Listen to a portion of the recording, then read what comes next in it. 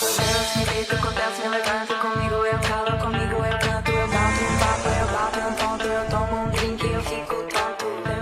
Quer conquistar bem-estar e ficar de bem com a vida? Eu sou Roberta Berlitz e posso te ajudar. Acesse meu contato pelo QR Code e saiba mais.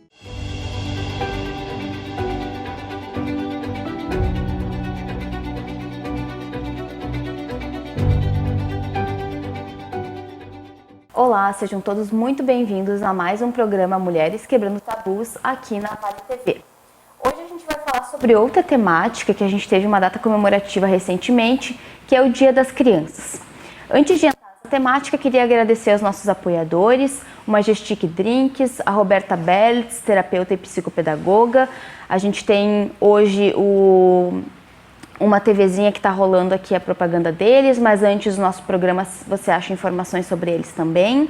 E também o usualbrechó.com.br, que fornece as roupas que eu uso durante o programa quando é gravado aqui no estúdio. Então hoje eu estou com um macaquinho branco com alguns detalhes em preto da Coach, bem bonito. Quem quiser pode entrar em contato com usualbrechó.com.br no Instagram. Então, na temática de hoje, a gente vai estar falando sobre o Dia das Crianças, mas aí você pode estar se perguntando por que Dia das Crianças se a gente está falando de pautas de mulheres, né? E aí eu trouxe uma convidada super especial para falar um pouquinho sobre isso, para a gente entender um pouquinho mais por que dessa pauta no nosso programa, porque é muito importante a gente falar da formação das nossas crianças, que são elas que são o nosso futuro, o nosso presente, o nosso futuro, que vão estar aí mudando as questões de gênero, né? Buscando então a nossa equidade de gênero que a gente tanto luta. E aí eu queria apresentar, dar as boas-vindas para Fabiane, queria te agradecer muito, Fabi, pode chamar de Fabi, pela tua disponibilidade, pela tua presença. Queria então que tu te apresentasse para os nossos telespectadores, quem é a Fabi? Então, também queria agradecer a oportunidade de estar aqui, né? Eu me chamo Fabiane, sou professora na escola pública, trabalho na EMEB Adolfina Diefenteller, aqui em Novo Hamburgo, né? Faço parte, sou pesquisadora do grupo Criança na Mídia e sou mestranda na Universidade Fevale no programa de pós-graduação Diversidade Cultural e Inclusão Social, né? Então também sou mãe, né? Sou filha, sou mulher, sou feminista, assim, né? E acho que faz todo sentido ser professora, assim, diante de todo esse contexto. Eu vou te pedir, eu já fiz em alguns programas uma audiodescrição. A gente sempre pede para a convidada também fazer para que a gente consiga ter mais acessibilidade. Tá. Então, eu tenho cabelo ondulado, escuro, castanho escuro. Estou vestindo um chale de crochê, que é o que fiz, em tons mescladas, e uma calça marrom. Acho que é isso, né? Se quiser falar tua cor de pele, tua cor dos olhos. Eu tenho a pele clara, assim, e olhos castanhos. Perfeito.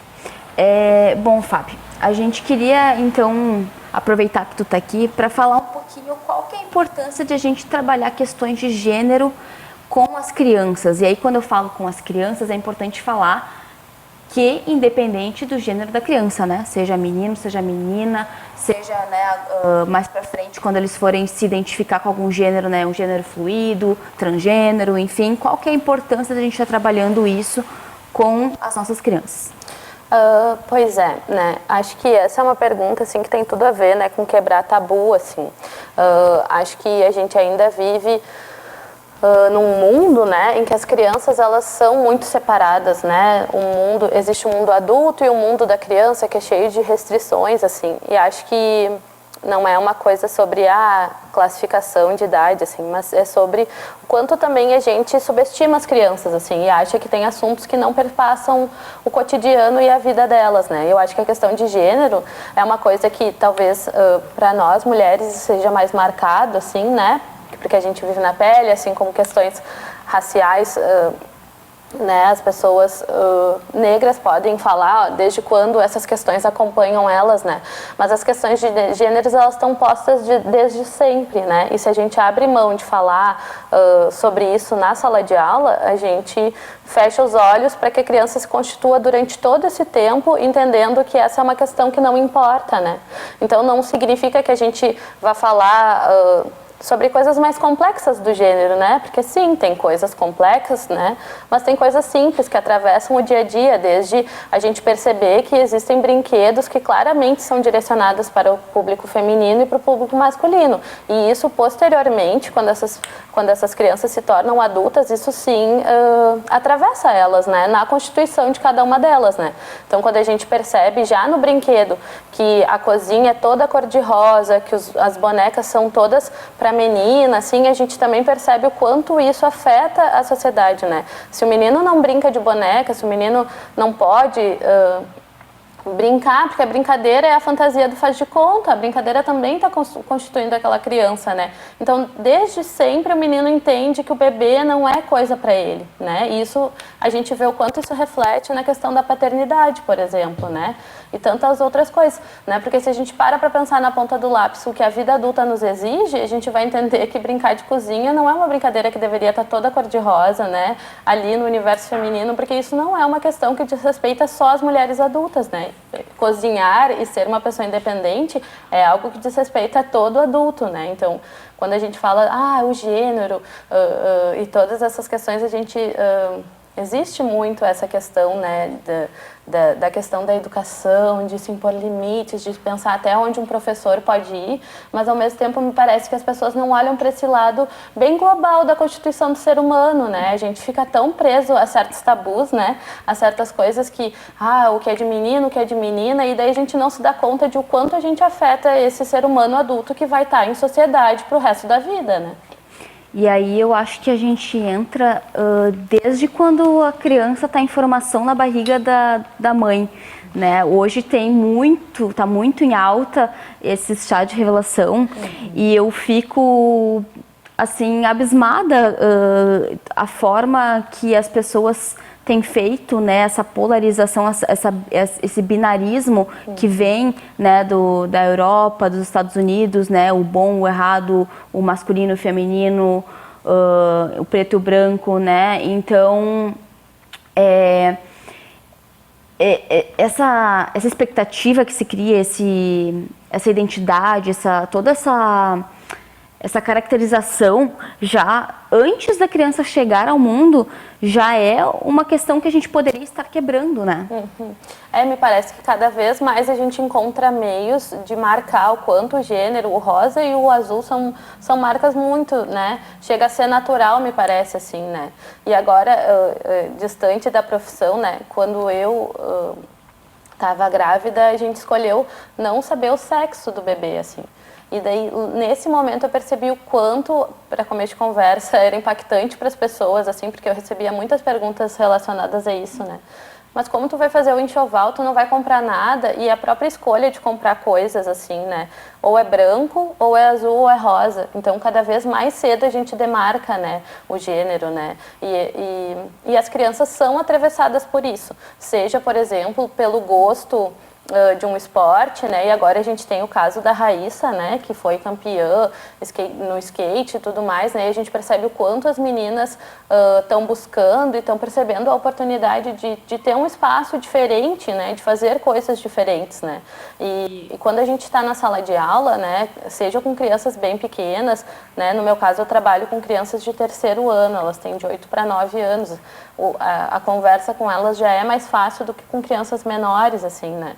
Mas a gente percebe o quanto o futebol, por exemplo, às vezes é algo que elas querem, elas têm chuteira, mas quando a gente vai ver no espaço da escola, o espaço do futebol, da quadra, ele é majoritariamente masculino, né? E isso é uma realidade, né? Agora a gente teve o caso da Marta, que sempre falou, né? E ela deu uma entrevista agora esse ano dizendo o quanto não teve outra Marta para ela saber quando menina que ela poderia jogar futebol, né? Só agora a gente tem uma Marta. Eu não tinha uma Marta quando eu era pequena, eu não tinha uma Raíssa para saber que eu podia andar de skate. Então, quando a gente pensa nessas marcas assim, a gente também tem que se dar conta que esses indicadores, seja pela cor, seja por...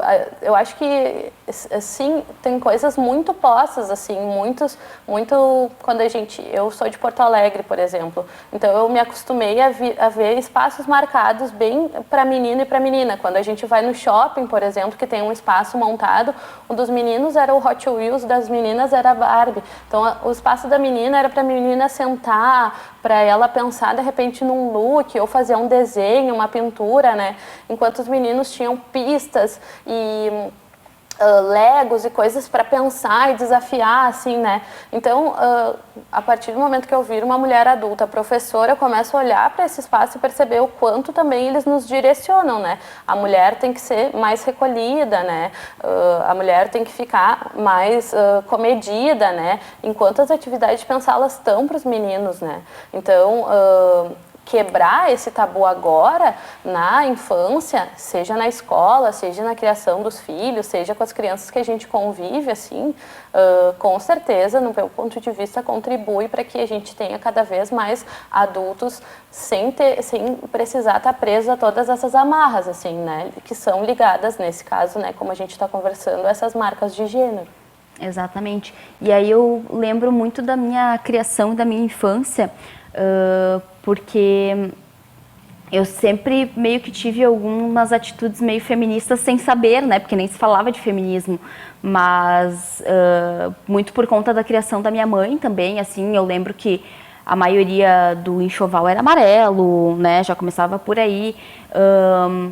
E quando eu comecei a me desenvolver, assim, e a querer brincar, eu sempre queria brincar de carrinho, eu fazia, o meu pai era motorista escolar, fazia o meu pai me deixar na escola meia hora antes e levava uma bolinha de tênis para os meninos deixar jogar bola junto, porque senão porque eu era a dona da bola, porque senão eles não deixavam. As minhas colegas me pediam quando eu ia me vestir como menina. Então, assim, eu sempre tive esses rompimentos com esses padrões e eu sei o quanto eu sofri. E eu não tive uma Marta para me inspirar, né? Mas, por outro lado, eu estava lembrando agora, e outra questão muito importante, que a gente sempre tem as interseccionalidades, a gente recentemente teve um pódio aí totalmente negro na ginástica olímpica, né? E na minha época, a grande estrela era a Daiane dos Santos, né? Então, ali eu me inspirei muito, quis muito ser ginasta, né? Infelizmente, por questões de saúde, não pude ser, mas hoje eu fico muito feliz de ver outras meninas e meninas negras também, onde essas outras pessoas conseguem se reconhecer, se enxergar, ver possibilidades, né? Mas também pensando nesse campo da ginástica, um mundo muito feminino também, né? E aí os homens que entram nesse espaço, né? Eu lembro que quando eu fazia ginástica olímpica, os meninos que faziam eram tirados para homossexuais, como se isso fosse uma ofensa, né? E não tem problema nenhum. Então, é bem complexo isso e muito importante isso que tu traz, inclusive. Esse final de semana eu participei de um aniversário de criança e eu me peguei pensando que eu nunca tinha participado de um aniversário de criança, a não ser quando eu era criança, porque a minha família não é daqui, enfim, os que são não tem muita proximidade. E aí era aniversário de um menino de 3 anos, né? E o menino tava de super-herói, aquele cenário todo de super-herói. E eu olhando os presentes, era carrinho para um lado, carrinho para o outro, goleirinha para chute a gol, né? E aí eu até brinquei com meu namorado, eu disse assim, se eu tivesse intimidade, né? Porque eu nem cheguei a levar presente, porque não era próximo da minha família, né? Família por parte do meu namorado. Se eu tivesse intimidade, se fosse alguém mais próximo, até próximo deles também, assim, nesse nível, eu levaria uma boneca. Porque, ou uma cozinha, né? Por que não? O menino vai ter que cozinhar, o menino vai ter que também, né? Se for pai, lidar com crianças, ou se não for pai, a gente lida com crianças na sociedade, né? Então, muito importante, assim, isso que tu traz. E aí eu queria que tu trouxesse também a contribuição da tua prática em sala de aula, né? Porque quando a gente fala na criança, boa parte da vida da criança é dentro de uma escola. Então, de que forma que a educação pode estar contribuindo para isso? Pois é, a escola onde eu trabalho, ela tem uma longa história já de caminhada na gestão democrática, né? Então, se tem muito isso, assim, de mostrar para as crianças, né, e trazer elas para perto, para que elas é uma prática de construção participativa, na verdade. Então, tanto quanto a comunidade escolar, os pais, né, professores, funcionários e as crianças, todo mundo tem o direito de construir essa escola junto, já que todo mundo faz parte, né? Então, as crianças já estão, de certa forma, nesse espaço, acostumadas a ser ouvidas, pois tem toda uma lógica de assembleias, por exemplo. E aí, quando a gente vai trabalhar essas questões, né, no meu ponto de vista e a minha prática enquanto professora é sempre partir dessa escuta, assim, né? Sempre fui uma professora que busquei conhecer as crianças e saber de onde elas vinham. Eu sou professora alfabetizadora, então, na alfabetização a gente sabe o quanto é importante que a criança tenha o seu contexto, né? Para que a escrita e a leitura faça sentido, né? A gente já está muito distante daquela alfabetização que alfabetizava pelo Ivo viu a uva, né? Ainda que isso seja uma prática que ainda se encontre, mas a educação ela vem mudando, né? Então, na perspectiva da alfabetização, a gente sempre tem essa busca por escutar e aproximar. E quando a gente escuta as crianças, muitas coisas vão emergindo, né? Então, quando a gente tem uma prática de trabalhar, por exemplo, racismo, trabalhar as questões de gênero, né? Se a gente escuta as crianças, a gente sabe como direcionar essa prática. Esse ano, com essa turma, assim, eu me sinto muito privilegiada, assim, em trabalhar na Escola Delfina e com as turmas com quem eu trabalho, que são... É muito legal, assim, o trabalho que... E eu acredito que seja... Também esse trabalho seja muito fruto dessa organização de escola, assim, né? Porque as crianças, elas se sentem parte, isso faz toda a diferença. Então, por exemplo, assim, nós temos lá a Feira de Ciências, que é uma feira de iniciação científica, porque a escola trabalha por projetos, né, pesquisas, e aí esse ano, então, foi o primeiro ano dessa turma pesquisando em pequenos grupos. E um grupo de meninas estava muito interessado em estudar sobre o bullying. Quando elas falavam, eu entendia que não era especificamente o bullying, elas queriam trazer muito essa questão da discriminação, mas para elas era bem o bullying, que a gente entende que tem a ver, e claro, tem toda essa questão também de quanto o bullying atravessa e tal. E aí a gente vai trabalhando com orientação, então são vários grupos reunidos ao mesmo tempo na sala, cada um com as suas demandas. Quando eu parei para escutar esse grupo de meninas, eu comecei perguntando assim, ó, mas o que está motivando vocês a estudar o bullying, a querer fazer um projeto de pesquisa do bullying? A gente quer saber por que as crianças nem sempre se sentem bem na escola, por que as crianças choram, a gente acha que não é só saudade da mãe, né? Daí a gente então foi para esse lado de que alguma coisa acontecia na escola que nem todas as crianças se sentiam bem. Então elas foram se observando e observando os colegas no recreio. Até que em dado momento, uma delas se sentiu à vontade para trazer a questão de que ela foi convidada, né? Ela foi... um menino da escola queria que ela saísse do brinquedo que ela estava andando, só que ela ainda estava brincando. Enfim, eles não entraram numa negociação e a maneira do menino se referir a ela foi, então tá, Bombriozinho. E essa menina é uma menina negra, né? De cabelo cacheado, crespo. E aí, então... Depois de muito conversar, depois de uns 2 ou 3 encontros de orientação, ela sentiu a vontade para contar no grupo entre as colegas, assim. E aí decidiu-se, então, que ia se trabalhar, então, sobre o racismo na escola, né? E aí não foi a professora que um dia chegou e deu uma aula sobre racismo, né? Foi um momento que faz parte da organização da escola, né? Mas claro que tudo isso poderia ser acabado a partir do momento que elas me dizem, eu quero estudar o bullying. E eu digo, mas isso não é ciência, né? Então, claro que a prática de cada professor também contribui para que esses temas sejam seguidos em frente ou não, né? Da mesma maneira que um dia, lá na escola também tem uma proposta chamada Fora da Caixa. Nessa proposta, eu dou uma oficina de mandalas, né? É uma proposta em que as turmas se misturam e eles ficam juntos numa sala de faixa etária 4, que são crianças de 4 anos até o 5º ano. Se misturam as turmas, cada sala tem uma misturinha dessas e as professoras vão trocando de sala nesse período, que acontece toda quarta-feira depois do recreio. A gente dá uma oficina de algo fora da caixa, algo que ofereça um aprendizado, mas que não seja aquela coisa formal, assim, né? Para as crianças também entenderem o quanto a aprendizagem está em todos os momentos, inclusive nas brincadeiras. E a minha oficina de mandalas, eu precisava de lãs. E uma colega tinha pedido, então, para para uma aluna dela entregar umas lãs que ela tinha lá que ela não ia usar na minha sala. E quando as lãs chegam, um aluno meu diz assim, costura, né? E ele faz isso todo cheio de trejeitos. Aí eu recebi as lãs e falei, ai, não entendi, o que aconteceu? Ai, costura é coisa de menino. E daí a gente teve de menina, né? Daí a gente fez toda uma conversa, assim, por que a costura é coisa de menina, né? Quantas meninas aqui na sala sabem costurar? Nenhuma sabia, né? Ah, mas se é coisa de menina, então por que as meninas não sabem costurar? Ah, e vocês sabiam que existe uma profissão chamada alfaiate, né? O alfaiate também é uma profissão que pode ser executada por homens, né? Inclusive tem estilistas muito famosos, né? E aí a gente vai mostrando outras referências, né? Porque né, costura, a gente poderia ter ficado ali naquele senso comum, ou eu simplesmente podia ter fingido que eu não escutei, porque isso não me diz respeito, assim, né? E eu acho que a nossa prática na sala de aula tem outra também história, assim, sobre a gente entender que os olhos das crianças são os olhos das crianças, não são os olhos dos adultos, né? A gente tem uma vivência que, né, eu acho que não é nem justo a gente dizer que os adultos são mais experientes que as crianças, eu acho que não é nem esse ponto.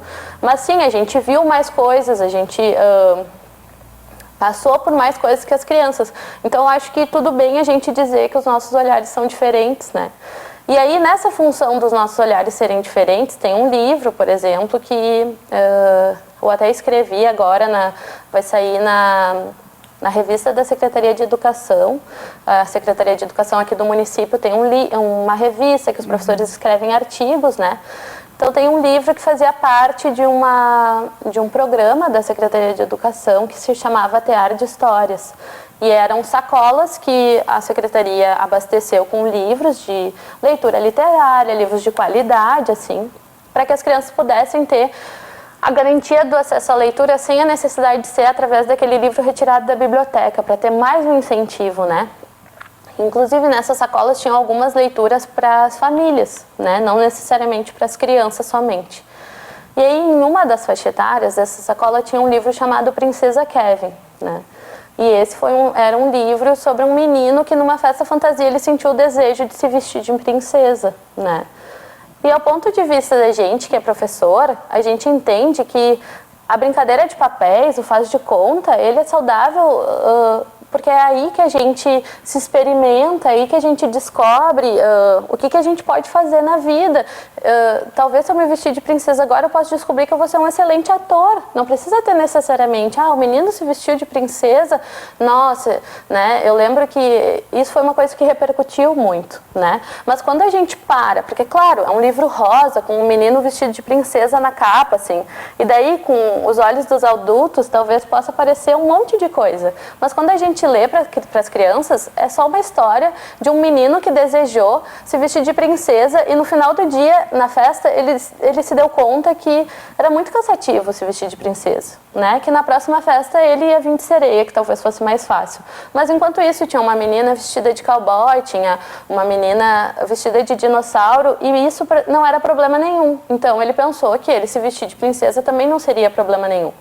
E o livro não traz essa problemática. Quando a gente conta para as crianças essa história, não vem assim, ele é gay, né? Não vem né? Porque nos olhos das crianças, talvez elas tenham outros desejos também, que elas já percebam que elas podem ou não colocar em prática, né? Porque a sensação que eu tenho quando a gente conversa sobre as coisas que a gente não foi, né, ou que a gente não pôde ser, porque a gente não tinha uma Marta ou uma Raíssa, é que por muitos anos tem se perpetuado práticas com que façam que a gente entenda o que a gente pode não ser, né? Então, quando a gente coloca em prática uma pedagogia que escuta as crianças, a gente não precisa obrigatoriamente toda a aula trazer o livro da Princesa Kevin, né? Mas talvez em algum momento faça sentido aquela literatura. E se a gente escolhe tirar esses livros da nossa vida e da vida das crianças, a gente talvez esteja contribuindo para perpetuar um monte de não ser e não poder existir que desde antes da gente ser criança já acontece, né? Então eu acho que pensar essa prática de escutar as crianças antes de mais nada, poder olhar para as mais variadas infâncias que frequentam a escola. Principalmente como professora da escola pública, eu não tenho como fechar os olhos para uma infância pobre, para uma infância negra, para uma infância de uma menina que sofreu alguma coisa, porque sim, as meninas sofrem também, os meninos sofrem também. A infância é muito atacada, né, de várias maneiras. A violência já está posta na vida deles. Se a gente acha que só existe a infância colorida, a infância dos tons pastéis, a infância, né, que a brincadeira dá sempre certo ao tempo todo, né, eu acho que a gente fecha as portas para que os mais variados tipos de infância possam existir, né? Eu acho que quando a gente está, principalmente na escola pública, o nosso papel é transformar a escola num espaço onde as infâncias possam se desenvolver de uma maneira saudável, segura e acolhedora, né?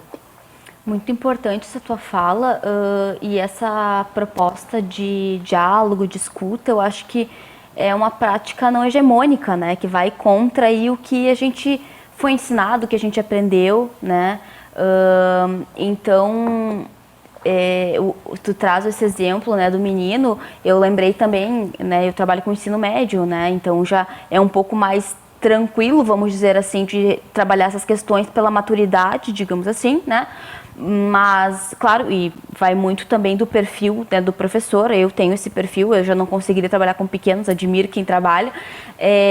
E aí, de saber a linguagem, né? E aí eu tive o caso de um menino que eu passei um vídeo de atletismo, né? Sou professora de educação física, onde o atleta ali no vídeo fazia toda uma preparação antes do salto em altura.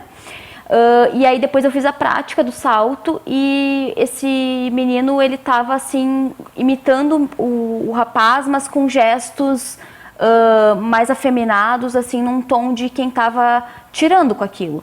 E aí no final eu disse, olha, eu só queria relembrar que a homofobia é crime, né? Enfim, então esse não silenciamento, essa botar à luz, né, um foco nessas questões problemáticas, não que nós tenhamos todas as respostas, né? É importante a gente saber que a gente não está mais naquele lugar de pedestal que o professor tinha antigamente, dono do saber, mas sim de tensionar, de problematizar, né, de questionar, será que isso é o certo? O que é o certo? Né? Então acho que é muito importante essa fala que tu traz, essas práticas, não que necessariamente a gente vá ter o dia e a aula preparada para falar disso, todo momento pode ser uma oportunidade, né? Seja quando tu está criando teu filho ali, que ele chega da escola dizendo que tal coisa é brincadeira de menino ou de menina, né? Então são algumas coisas que a gente precisa estar desconstruindo e reconstruindo diariamente. Admiro muito esse trabalho assim com crianças, né, menores, né? Eu trabalho com jovens, é essencial assim para que eles cheguem para a gente já com um outro olhar, assim. Eu acabei esquecendo de fazer a nossa pergunta geradora, mas infelizmente a gente já está terminando nosso tempo, mas acho que na tua fala já ficou bem evidente, assim, né, alguns tabus quebrados ao longo da tua vida. Queria muito te agradecer, Fábio, pela tua participação, pelas tuas contribuições. Se quiser deixar uma mensagem agora, final. Não, eu também queria agradecer, então, e eu acho que, já que também a gente está em época de Dia dos Professores, né, eu acho que é isso, assim, né, seja pelas crianças, pelo jovem ou pelos adultos, eu acho que a nossa profissão, eu ouvi uma vez, né, a professora Maria Regina, ela disse, a nossa profissão diz muito da nação que nós estamos formando, né? Então, que não falte luta, que não falte sala de aula, que não falte escola e céu aberto e criança feliz, para a gente seguir nessa construção, né? De uma sociedade mais justa em que cada vez mais todos possam existir.